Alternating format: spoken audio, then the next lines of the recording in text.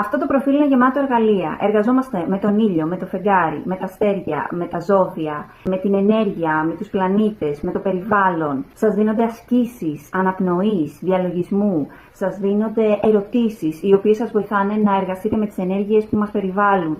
Σας δίνονται συνεδρίες οι οποίες σας βοηθούν να αναγνωρίσετε το τραύμα, να θεραπεύσετε τον εαυτό, να βρείτε την αλότητά σας, τον κρυμμένο σας εαυτό και να τον αγαπήσετε.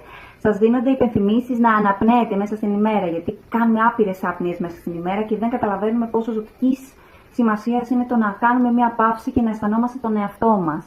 Όλα αυτά αφορούν εργαλεία για την καλυτέρευση της ζωής μας.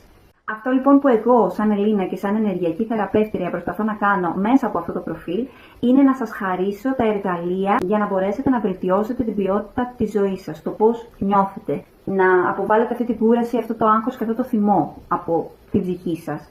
Είτε με το να βλέπετε την πληροφορία που προσπαθώ να σας μεταδώσω, είτε μέσω συνεδριών που δουλεύουμε σε πολύ προσωπικό επίπεδο με τα πολύ βαθιά σας και ουσιαστικά φέρνουμε στην επιφάνεια τα πράγματα που χρειάζονται να θεραπευτούν για να μπορέσουμε να γίνουμε, να νιώσουμε, να εργαστούμε πιο εύκολα με αυτές τις ενέργειες γύρω μας και να ανοίξουμε την ψυχή και τα μάτια μας στην αλήθεια.